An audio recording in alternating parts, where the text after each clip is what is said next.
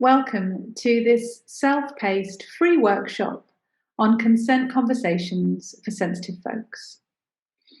Let's get started by downloading the worksheet above if you haven't already, and please answer question number 1. When you've done that, come back and continue watching this video. So, what is consent? You'll have written your answer, and unsurprisingly, everyone who does this activity writes something slightly different. I want to mention 5 key points about consent. And as a precursor, when we talk about consent conversations, we're usually referring to conversations that happen before we have sex. I like to extend that to not just having sex, but our autonomy and over our own body, and what happens in all our interactions with other people. So there will be other situations where consent conversations can be useful, such as with a doctor or anyone else who's going to touch you in a way that might be intimate or personal. So let's look at those 5 key aspects of what consent is. Number 1 is a conversation. This, I feel, is something that's really important. There needs to be a dialogue and exchange, and not all consent conversations are verbal. There are non-verbal aspects as well. But personally, when at all possible, I like to have a full verbal dialogue and exchange. So that's not just someone saying, "Are you okay?" and jumping right in. It's having more of a conversation with more questions, more exchanges.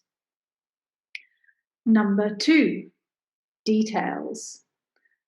Building on the first point, I think it's really important to specify what you are and aren't agreeing to. So this is the boundaries aspect of a consent conversation. So if someone says, "You up for it?" that's a start. You can say yes or no. But how do you want to be penetrated? Do you want me to use my hands and my genitals? Do you want me to touch your anus or not? Do you want me to kiss you on the mouth? Do you want me to use my tongue? All of these are valid questions to ask in a consent conversation, because it's all about how the two bodies will be interacting.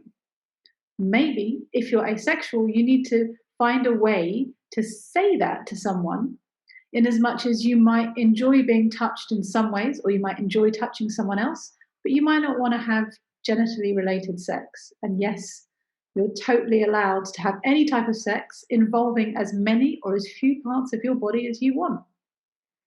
This brings me to point number 3, body autonomy. It's so important that you feel that your body is your own to make decisions about.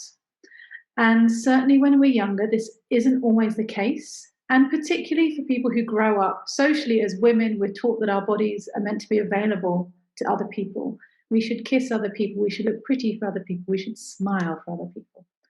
So in a consent conversation, it's important that you feel in control and entitled and allowed to make decisions about your own body. This leads to point 4, power. Consent is all about power, and this is where the whole crux of consent coercion comes into play. If you don't feel you are equally balanced in power and control with the other person, then it's not a consent conversation. They are coercing you or trying to bully you into something, trying to get you to agree to something you don't want to do. So it's very important that you feel there is a fair exchange and a balance of power. And if not, then you're not having a consent conversation at all. So be aware of that. Lastly, the 5th point, which is a culmination of all of the 4 before, is comfort. Now, I know consent conversations can be awkward, but it's super duper important that afterwards you feel comfortable about the conclusion you have come to together. If not, this may be a situation where you've been coerced into doing something, or you've not said what you need to because you felt too awkward, or you've not found a reason, or you can't justify the way you feel, or you can't find words to express what you feel. Whatever it is, you've not had a very healthy and robust consent conversation. So make sure you feel comfortable afterwards, even if there's awkwardness during the conversation, saying the things you need to say. There will probably be lots of other things that you've added as well.